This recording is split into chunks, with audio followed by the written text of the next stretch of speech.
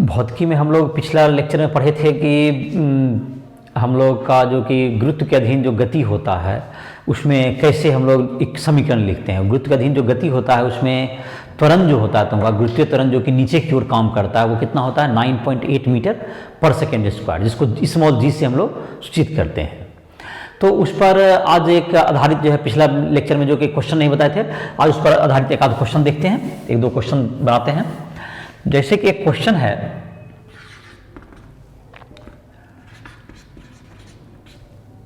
एक लड़का 25 मीटर ऊंचे छत से एक गेंद को 20 मीटर प्रति सेकंड के वेग से 20 मीटर प्रति सेकंड के वेग से ऊपर की ओर फेंकता है। ऊपर की ओर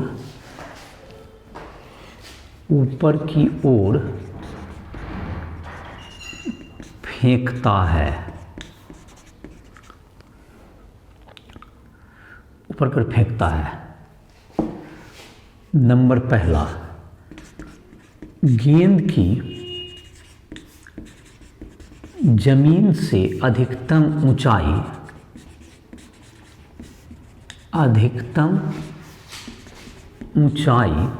दूसरा, जमीन पर पहुंचने में लगा समय ज्ञात करें। दोनों ज्ञात करना है। तो क्या हुआ सिचुएशन कि एक लड़का जो है एक 25 मीटर ऊंचा छत पर से, एक बहुमंजिली बहुत ऊंचा बिल्डिंग है, उसके छत पर से क्या किया, एक गेंद को 20 मीटर प्रति सेकंड के स्पीड से ऊपर फेंक दिया। तो एक यहाँ है, तुमको ये प्रश्न तुमको एनसीईआरटी बुक में भी दिया हुआ है, हल सॉल्व में दिया हुआ है, जहाँ पर के हल करके उसमें भी देख सकते हो, क्वेश्चन पढ़ सकते हो। तो यहाँ देखो क्या है तुम्हारा, ये लड़का जो है यहाँ पे मान लेते हैं 25 मीटर ऊंचा बिल्डिंग ये है, तुम्हें यहाँ पर से क्या किया इसने, एक 25 मीटर का ये ऊंचा छत हो गया, इसकी ऊंचाई होगी 25 मीटर। यहाँ से क्या किया इसने, एक ऊपर की ओर कितना वेग दिया इसको, इस गेंद को ऊपर की ओर एक गेंद को स्पीड दे दिया। तो मान लेते हैं यहाँ से कुछ ऊंचाई तक ये गेंद जाएगा, जहाँ तक जाएगा उस ऊंचाई को क्या पहले मान लेते हैं तत्काल, इसको हम लोग h मान लेते हैं। कहाँ तक जाएगा ये, h ऊंचाई तक जाएगा ये। तो पहला पार्ट में कहता है ये कितना ऊंचा तक जाएगा, तो जमीन से उसकी ऊंचाई कितना हो गया 25 प्लस h हो जाएगी। अगर ये h निकाल लेते हैं हम लोग, तो जब वस्तु को ये फेंका गया तो ये जो प्रारंभिक वेग है वो प्रारंभिक वेग क्वेश्चन में कितना दिया हुआ है 20 मीटर प्रति सेकेंड है। ये 20 मीटर प्रति सेकेंड, इसको क्या कहते हैं हम लोग, प्रारंभिक वेग है u हो गया। और यहां जब पहुंचेगा तो ये अंतिम वेग क्या होगा, जब महत्तम ऊंचाई पहुंचेगा तो महत्तम ऊंचाई पर वस्तु का क्या हो जाएगा, महत्तम ऊंचाई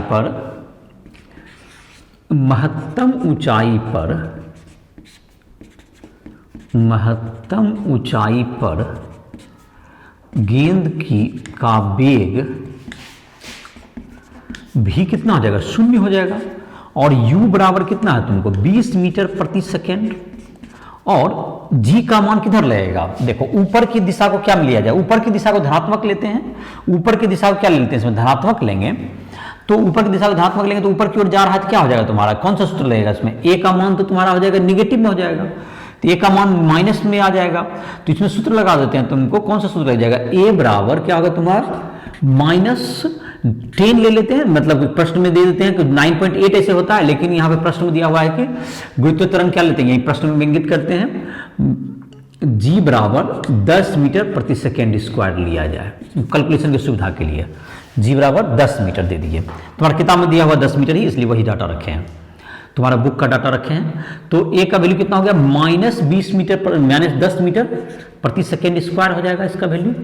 तो इसमें देखो जो हमको जो कितना ऊंचा तक जाएगा इसके लिए कौन सा फॉर्मूला हम लोग लगा सकते हैं, तो h निकालना है, v दिया हुआ, u दिया हुआ, a दिया हुआ, तो v स्क्वायर बराबर u स्क्वायर प्लस 2s का जो फॉर्मूला होता है, तो v स्क्वायर बराबर u स्क्वायर प्लस 2s पर क्या होता है formula, v square is equal to क्या होगा तुम्हारा, v square is equal to u square plus 2as। तो s का तो जहाँ पर यहाँ पर क्या लिख देंगे हम लोग, तो v का वैल्यू क्या होगा तुम्हारा, v तो ऊपर जाकर 0 हो गया, u कितना है तुम्हारा 20 स्क्वायर हो गया, और a कितना हो गया तुम्हें -10 इंटू इसका हाइट को h माने हम लोग। -10 के लिए चूंकि ऊपर की दिशा को अगर पॉजिटिव माने तो नीचे की तरफ को जो कि g होगा तुम्हारा नीचे की ओर घूमते त्वरण लग रहा तो उसको निगेटिव लिया जाएगा। तो 0 बराबर कितना हो गया तुम्हारा 20 का स्क्वायर माइनस कितना होगा -20 इंटू एच, या 20h बराबर 20 गुना 20, तो h बराबर 20 मीटर हो गया। तो h बराबर क्या हो गया 20 मीटर ऊंचा जाएगा। तो जमीन से जो पहला पार्ट था, जमीन से अधिकतम ऊंचाई, पहले तो 25 मीटर जो वो ऊंचा है प्लस क्या हो गया 20 मीटर और गया, that is equal to 45 metre. जमीन से ऊंचाई इतनी हो गई। अब है कि ये जो गेंद है तुमको इसको पहुंचने में, जमीन पर पहुंचने में कितना समय लगेगा। तो इसको बनाने के दो विधि हो सकते हैं। एक लेकिन जो साधारण जो पहले जो सोचता है आदमी उसी ढंग से पहले बनाते हैं स्टूडेंट, जो कि ये जाएगा पहले जो गेंद को फेंका गया तो पहले गेंद किधर की ओर जाएगा, ऊपर की ओर जाएगा, वहां जाके रुकेगा, यहाँ वेग शून्य हो जाएगा, यहां तक जाने में कितना समय लगेगा, और ये जो ऊंचाई है हमको 45 मीटर, फिर यहां से गिरेगा तो ये जो तुमका यहां से यहां तक गिरने में कितना समय लगेगा। इस ढंग से बना सकते हैं। दूसरा पार्ट बनाने में उसी का प्रयोग करते हैं हम लोग। तो गेंद को ऊपर जाने में लगा समय, तो गेंद को ऊपर जाने में लगा समय, पहले ये निकालते हैं, और बाद में नीचे गिरने में लगा समय, जब नीचे गिरेगा ये निकालेंगे। क्या करते हैं, इसमें क्या दिया हुआ है हमारे पास, ऊपर जब जाने के सिचुएशन में भी तुम्हारा क्या होगा 0 हो जाएगा, ये पता है हमको। u कितना है तुमको 20 मीटर पर सेकेंड, और हमको टाइम निकालना है, और a तो तुम्हारा कितना हो गया, a बराबर -10 मीटर पर सेकेंड स्क्वायर, और t equals to what, t।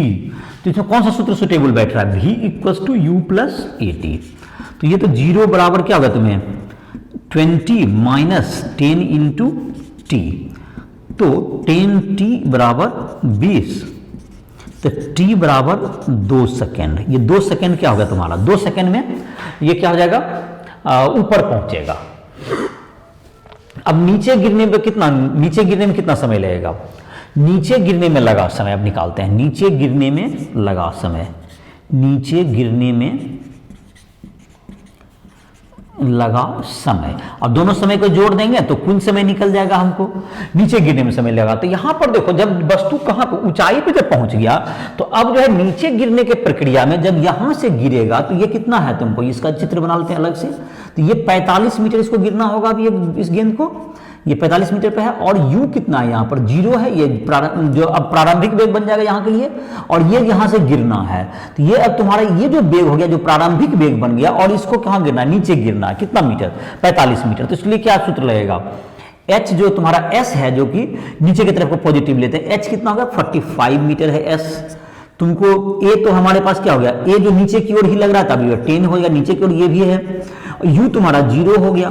तो टाइम निकाला तो कौन सा सूत्र लग जाएगा, t बराबर व्हाट, नीचे गिरने का समय। तो कौन सा सूत्र लगेगा, s बराबर ut plus half at square लगा देते हैं। s का मान कितना होगा 45, u 0 है, plus half into 10 into T square. तो 45 बराबर क्या होगा, 10 और 5 कट गया तो 5t स्क्वायर, तो t स्क्वायर बराबर 9, तो t बराबर 3 सेकेंड। तो कुल समय कितना हो गया, 2 सेकेंड ऊपर जाने में और 3 सेकेंड नीचे आने में। तो कुल समय बराबर कितना होगा, जमीन पर गिरने में 2 second plus 3 second equals to 5 second. तो ये उत्तर हो गया सेकेंड पार्ट का 5 सेकेंड। तो क्या हुआ, इसको फिर से देख लें। पहले क्या करना था हमको, एक बिल्डिंग है जिसकी ऊंचाई है कितना 25 मीटर, और उससे जो है 20 मीटर पर सेकंड के स्पीड से एक गेंद को ऊपर की ओर फेंक दिया। ये कितना ऊंचा तक जाएगा? तो ऊंचाई पर जाकर महत्तम ऊंचाई पर गेंद का क्या हो जाता है? वेग शून्य हो जाता है। तो उसके लिए कौन सा सूत्र लगा दिया? v स्क्वायर यूज कर प्लस 2s। उससे हमको क्या निकल गया? ये निकल गया ऊंचाई कितना गया? 20 मीटर गया। तो जमीन से अधिकतम ऊंचाई के लिए क्या कर दिया? दोनों को जोड़ दिए। अब जमीन पर पहुंचने में लगा समय निकालना था, तो पहले क्या निकाले हम लोग? जमीन पर जो कि नीचे पहले ऊपर जाने में क्या समय लगेगा, तो उसमें v पता है हमको 0 हो जाएगा, u दिया हुआ है और v और u प्लस 80 से निकल गया। फिर हम लोग को ये ऊंचाई पता चल जाएगा कितना गिरना होगा, नीचे गिरना है इसको 45 मीटर। तो u इस स्थिति में क्या, ये जो v ऊपर का बना, इधर के लिए जो v था ऊपर के लिए, ऊपर से गिरने के समय ये u का काम करेगा। इस तरह से क्या होगा? ये निकल जाएगा। लेकिन इसको अगर चाहे हम लोग दूसरा विधि से, इसको जाहिर है कि ये ऊंचाई तो तुमने निकाल ही लिया पहला, दूसरा पार्ट की दूसरी विधि अगर लगाना चाहें, देखो इसको और एक बार में भी बना सकते हैं। दूसरी विधि इसका सेकेंड पार्ट के लिए, सेकेंड पार्ट का, इसमें देखो क्या है, अगर हम ऊपर की दिशा को क्या मान लेंगे कि निश्चित यहीं से देखें, इस जगह से देखें, तो इस जगह पे जो गेंद को जो तुमने वेग दिया है 20 मीटर पर, यहां पर हमको पता और गिरना किधर है, इसको नीचे की ओर गिरना है फाइनली यहां, तो यहां से कितना दूरी है हमको पता, -25 कह सकते हैं। ऊपर की दिशा को धनात्मक लिया जाए, ऊपर की दिशा को धनात्मक लिया जाए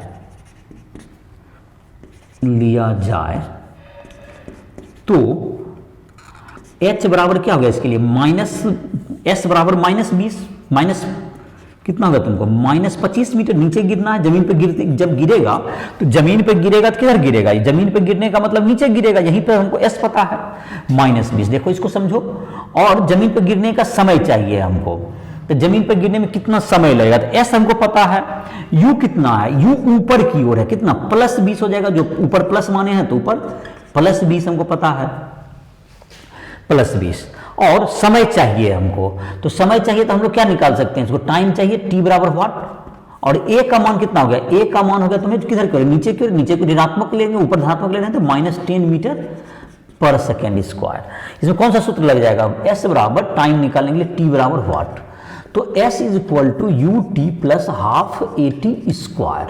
तो s का वैल्यू कितना हो गया तुम्हें, -25, u हो गया 20 into T minus half into 10 गुना टी स्क्वायर।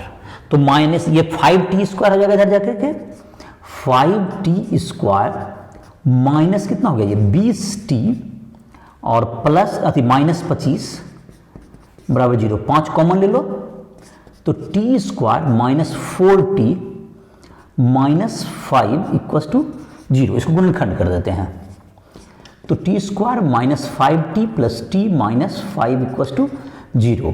तो इसमें गुणनखंड करेंगे तो यहाँ क्या हो जाएगा, यहाँ पर लिख देते हैं, यहाँ पर t हो गया common, t -5 plus 1 into t -5 equal to 0। तो t -5 into T plus 1 equal to 0। तो t बराबर 5 सेकंड हो गया और t बराबर -1 सेकंड क्या होगा, संभव नहीं है, तो ये खत्म हो गया, तो यही तुम्हारा उत्तर हो गया, t बराबर 5 सेकंड।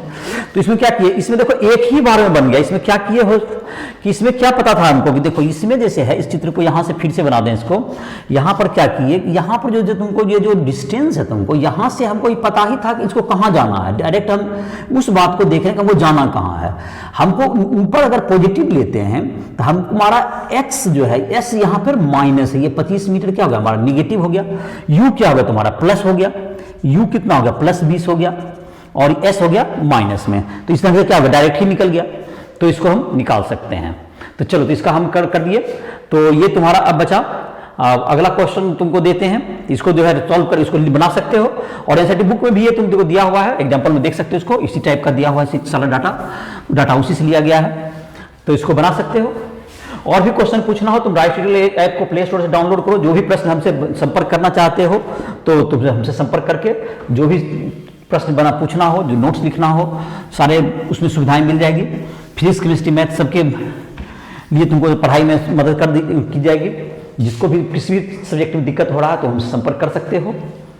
उसमें फिजिक्स केमिस्ट्री के इंग्लिश हिंदी सब में नोट्स मिल जाएंगे, जो कि जेईई मेंस, जेईई एडवांस या इन सबों की पढ़ाई भी करना चाहते हैं, जो नीट वगैरह के, उन सबों के लिए भी सारे मटेरियल्स उपलब्ध हैं ऐप पर।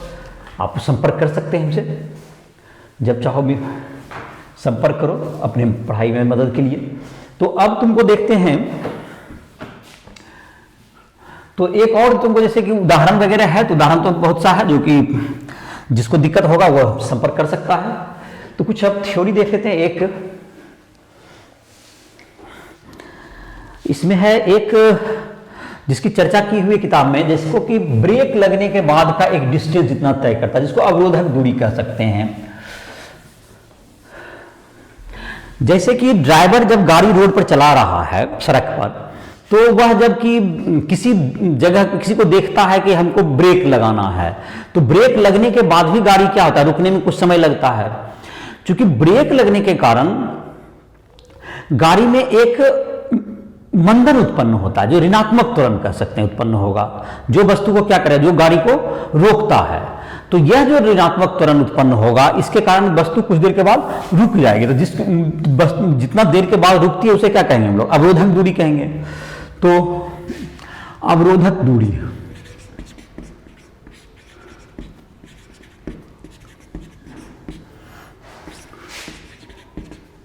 ब्रेकिंग डिस्टेंस इसको अंग्रेजी में कहते हैं।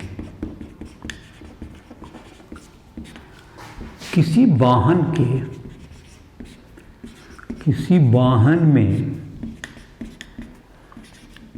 ब्रेक लगने के बाद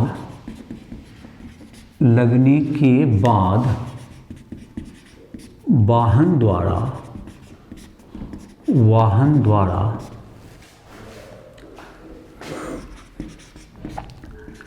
तय की गई दूरी अवरोधक दूरी कहलाती है। अवरोधक दूरी कहलाती है। अवरोधक दूरी कहलाती है। बांधना तय की गई दूरी क्या कहलाएगी, अवरोधक दूरी कहलाती है। तो जैसे देखो, वाहन का अगर वाहन का प्रारंभिक वेग u तथा उत्पन्न मंदन तथा ब्रेक के कारण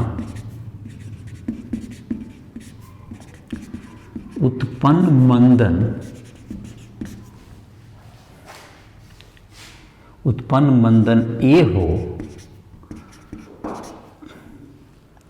तो A है, चलो A है, तो इसको कितना दूर जाके रुकेगा। तो इसका जब रुकेगा तो इसका मतलब भी क्या हो जाएगा, तो भी तो शून्य हो जाएगा। अंतिम वेग क्या हो जाएगा, रुकने पर क्या होगा, अंतिम वेग भी बराबर शून्य हो जाएगा। तो शून्य हो जाएगा, तो इसको क्या लगा सकते हैं, इसमें कौन सा सूत्र लगाते हैं, v स्क्वायर बराबर u स्क्वायर प्लस 2as। अगर ये तो जीरो हो गया, जीरो बराबर u square minus 2a into ऋणात्मक त्वरण है तो s हो गया। तो s बराबर क्या होगा, u स्क्वायर बाय 2a। ये हो गया क्या चीज, अवरोधक दूरी हो गया। ये हो गया अवरोधक दूरी, ब्रेकिंग डिस्टेंस। इतना दूर के बाद ब्रेक लगने के बाद रुक जाएगा ये गाड़ी। तुम्हारा दूसरा है, एक कहते हैं प्रतिक्रिया काल। प्रतिक्रिया काल, ये देखो क्या चीज है, रिएक्शन टाइम कहते हैं। एक ड्राइवर है जो गाड़ी चला रहा है, तो ड्राइवर जब गाड़ी में देखता है, जैसे कोई एकाएक कोई वस्तु आ गया उसके सामने, तो उसके सोचने और ब्रेक लगने के बीच में जो एक कुछ समय का गैप हो जाता है। पहले उसको देखा एकाएक, उसने सोचा, फिर ब्रेक दबा। तो इस ब्रेक दबने के बीच में किसी घटना को देखने और उसके ब्रेक ड्राइवर के द्वारा ब्रेक एक्चुअली में अप्लाई होने के बीच में, जो ब्रेक लगने के बीच में जो समय होता है, उसे हम लोग क्या कहते हैं, उसका प्रतिक्रिया काल कहते हैं। तो किसी ड्राइवर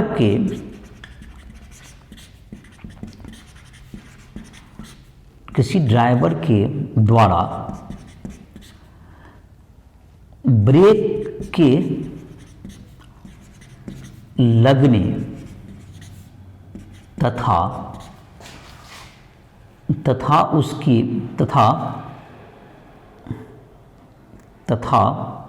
उसकी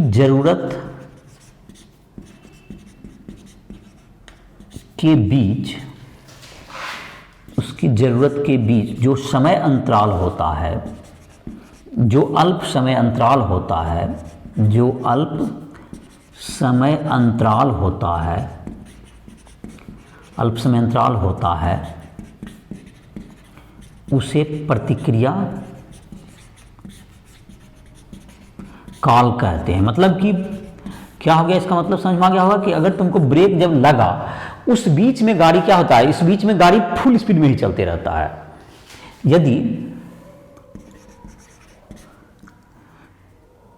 वाहन का वेग u, वाहन का वेग u एवं ड्राइवर का प्रतिक्रिया काल, एवं ड्राइवर का प्रतिक्रिया काल t हो, तो ब्रेक लगने से पहले प्रतिक्रिया काल में तय की गई दूरी बराबर ut।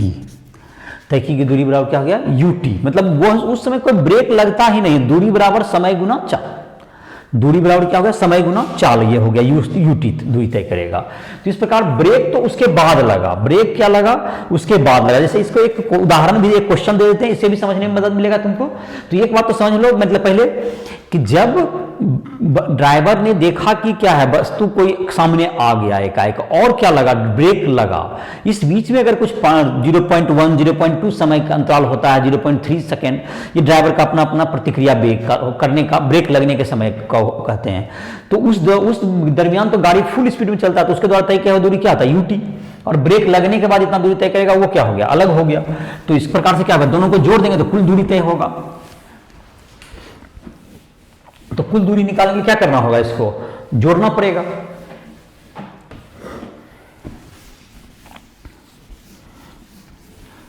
तो इसको जैसे कि एक क्वेश्चन भी इस पर बना लेते हैं।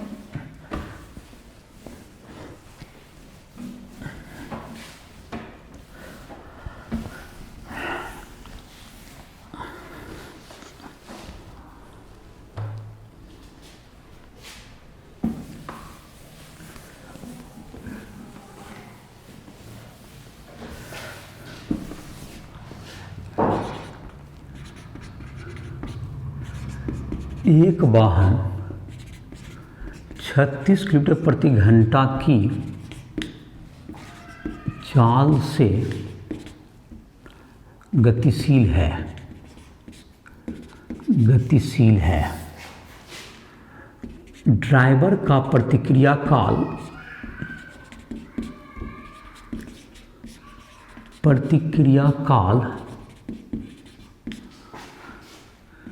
0.2 सेकेंड हो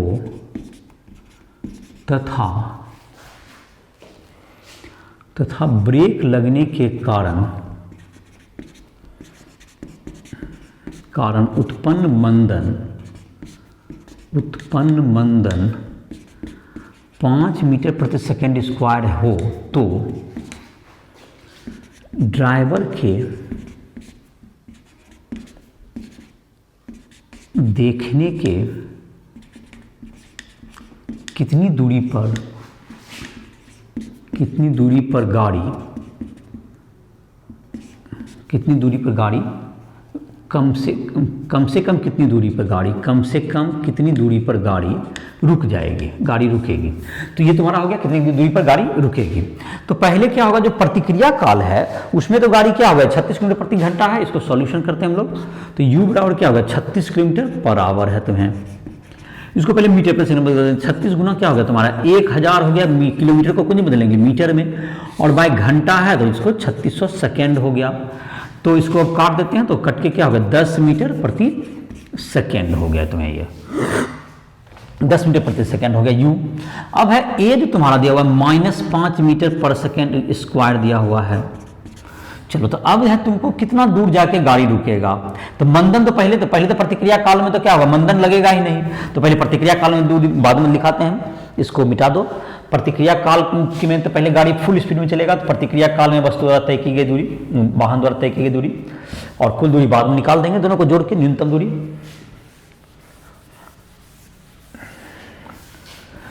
प्रतिक्रिया काल 0.2 सेकेंड में वाहन द्वारा तय की गई दूरी बराबर ut। u कितना होगा 10 गुना 0.2 सेकेंड, 10 मीटर प्रति सेकेंड था ये, गुना 0.2 सेकेंड। देखो मात्रक भी लिख देते हैं इसमें, 10 मीटर प्रति सेकेंड गुना 0.2 सेकेंड। तो 10 गुना 0.2, तो अगर 0.2 रहोगे तो दैट इज 2 मीटर हो गया। अब ब्रेक लगने के बाद ब्रेक कितना लगा, तो भी तो हो जाएगा 0, अंतिम में रुक जाना है। u कितना है 10 मीटर पर सेकेंड, u है 10 मीटर पर सेकेंड, और ये जो मंदन हो गया तो -5 मीटर पर सेकेंड स्क्वायर। और इसके बाद कितना दूरी तय करता है, तो कुल दूरी फिर निकल जाएगा। तो ब्रेक के बाद ये ब्रेकिंग डिस्टेंस निकाल रहे हैं ब्रेक के बाद, तो भी तो हो गया 0 स्क्वायर बराबर ये होगा तुम्हारा 10 का स्क्वायर माइनस 2 गुना 5 गुना s, तो 10s बराबर 100, तो s बराबर 10 मीटर। तो ब्रेक के लगने ब्रेकिंग डिस्टेंस हुआ ये, अवरोधक दूरी हुआ ये, अब ब्रेकिंग डिस्टेंस। ये तो कुल दूरी कितना हुआ, कुल दूरी होगा पहले चला 2 मीटर, और 2 मीटर प्लस बाद में चला 10 मीटर, तो गाड़ी कम से कम 12 मीटर दूर जाके रुकेगा, इससे पहले गाड़ी नहीं रुकेगा। अगर इससे पहले अगर कोई आ गया उसके सामने, अगर इससे कम दूरी पर है तो क्या होगा, एक्सीडेंट हो जाएगा। तो ये कम से कम 12 मीटर के दूर पर गाड़ी ड्राइवर क्या कर सकता है, हार्ड ब्रेक लगाया तो -5 का मंदन अगर आया, -5 मीटर पर सेकेंड स्क्वायर का, तो वो कम से कम 12 मीटर दूर जाके गाड़ी रुकेगी। तो ये इस उदाहरण समझ में आ गया होगा। अब हम लोग देख लेते हैं एक आज टॉपिक देख लेते हैं जिसका जो कि इस चैप्टर का अंतिम ही टॉपिक है, जिसके बाद तुमको जो है अब क्वेश्चंस वगैरह बनाने हैं। ग्राफ भी मैंने बताया था काफ़ी डिटेल में, देखा होगा तुम लोग, ग्राफ में बनाया भी होगा। और जो भी प्रश्न अब नहीं बनते हैं तुमको, तो तुम हमसे जो है प्ले स्टोर से तुम राइट टू ऐप को डाउनलोड करके हमसे संपर्क कर सकते हो, और क्वेश्चन जो भी पूछना हो पूछ सकते हो। लाइव क्लास में भी उसकी सुविधा उपलब्ध है, लाइव क्लास में भी तुम चर्चा कर सकते हो। तो हम लोग अब देख लेते हैं एक आपेक्षिक वेग। आपेक्षिक वेग क्या होगा,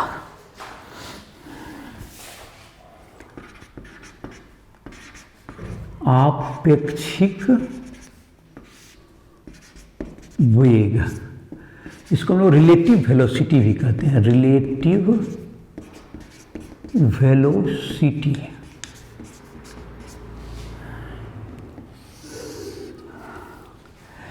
तो किसी वस्तु A के सापेक्ष B का वेग निकालने के लिए क्या करेंगे, कोई वस्तु के अगर A हो तो उसके सापेक्ष B का क्या करना हो, वेग ज्ञात करना हो, तो क्या करना होगा, उसमें उसको माइनस कर देते हैं।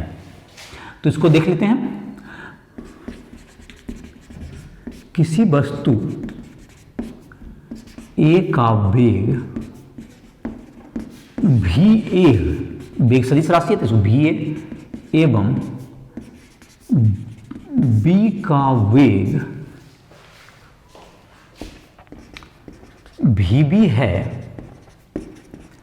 तो A के सापेक्ष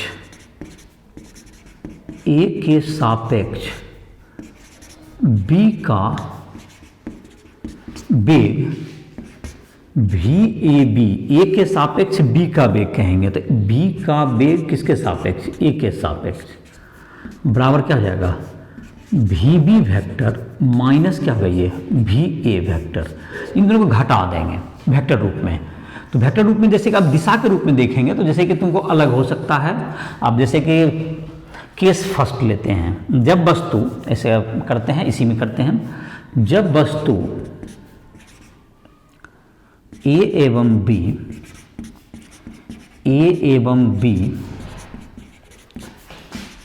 एक ही रेखा के अनुदिश एक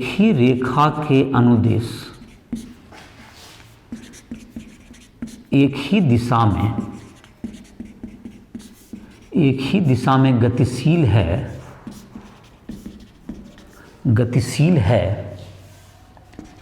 तो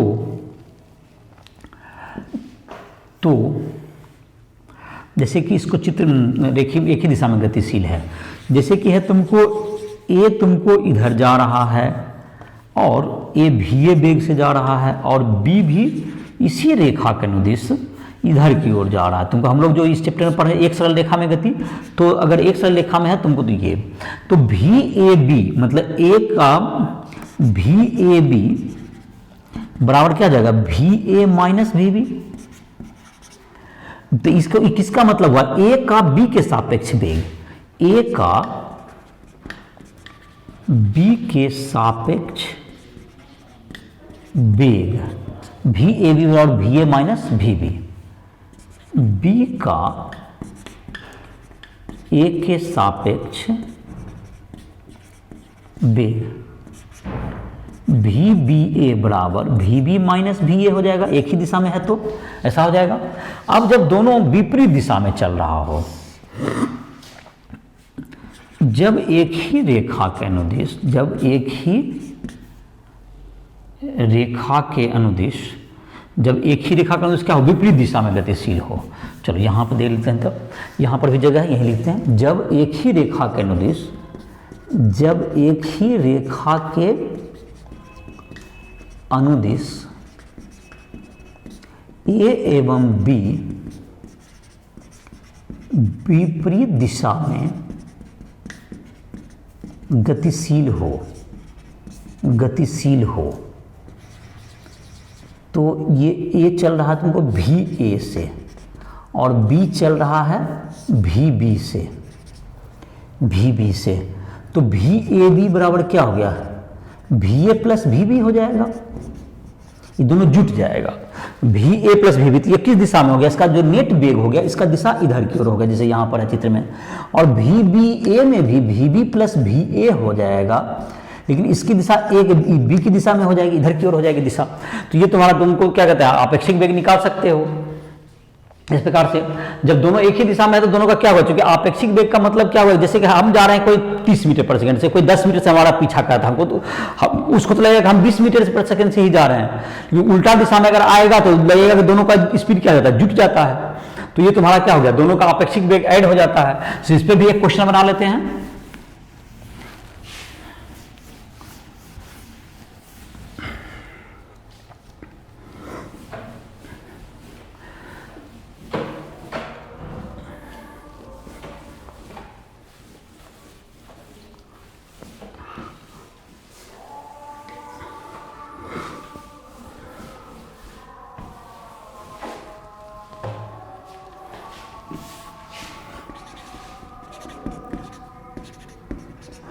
दो ट्रेन की लंबाई 150 मीटर एवं 100 मीटर है। ये क्रमशः 54 किलोमीटर प्रति घंटा एवं 36 किलोमीटर प्रति घंटा की चाल से, 36 किलोमीटर प्रति घंटा की चाल से एक दूसरे की ओर गतिशील है, एक दूसरे की ओर गतिशील हैं। तो इन्हें पार करने में, तो पार करने में लगे समय की गणना करें, पार करने में लगे समय की गणना करें। ये तुम्हारा 100 मीटर लंबा एगो ट्रेन है, ये 100 मीटर है लंबा मान लेते हैं, ये 100 मीटर है, और एगो जो ट्रेन है तुमको ये 150 मीटर लंबा है। ये दोनों एक दूसरे के पास आ चुका है, ये 150 मीटर लंबा है, ये 150 मीटर है लंबा। ये कितना जा रहा है, ये तुमको एक जा रहा है तुमको 54 किलोमीटर पर आवर के स्पीड से, एक दूसरे के विपरीत जा रहा है, इधर जा रहा है, ये 54 किलोमीटर पर आवर, और ये क्या है तुमको 36 किलोमीटर पर आवर का स्पीड से। तो दोनों के एक दूसरे को पार करने में क्या समय लगेगा, तो दोनों का आपेक्षिक वेग, इसको ट्रेन नंबर ए कहें, इसको ट्रेन नंबर बी कहें। आपेक्षिक वेग बराबर क्या होगा, 54, दोनों तो विपरीत दिशा में आ रहा है, 54 kilometre per hour plus 36 kilometre per hour बराबर क्या होगा 90 किलोमीटर पर आवर। तो 90 गुना 1000 बटे 1000 मीटर बटे 3600 सेकेंड। तो 90 गुना बराबर 25 क्या होगा तुमको metre per second, 25 metre per second. पार करने में कुल दूरी कितना तय करना होगा इसको? पार करने में कुल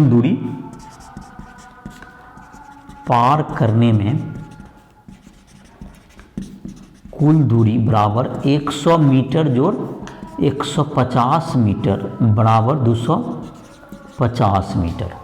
तो लगा समय कितना हो जाएगा? लगा समय बराबर 250 मीटर बटे 25 मीटर पर सेकेंड बराबर 10 सेकेंड। यही आंसर हो गया।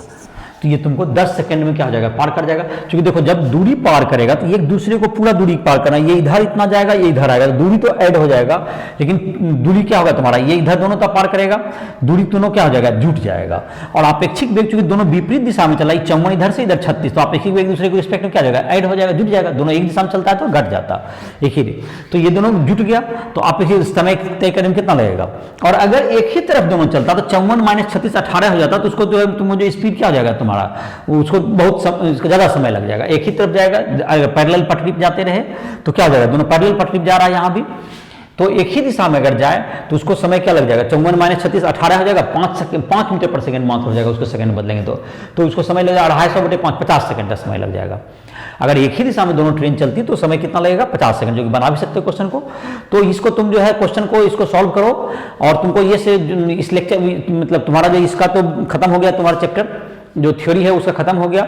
अब क्वेश्चन से बेरे के जो कि तुम्हारा जो भी समस्या आएगी तुम लोग पूछ सकते हो हमसे, और उसके और भी जो क्वेश्चंस के जो वीडियो जो होंगे, जो भी तुम्हें जो एक्सरसाइज के बनाने होंगे, जो स्टूडेंट को पूछना होगा तो वो हमसे पूछ सकता है। डाइस ऐप को प्ले स्टोर से डाउनलोड करो, जो भी प्रश्न पूछना हो, कोई भी क्वेश्चन किसी भी बुक से हमसे पूछ सकते हो।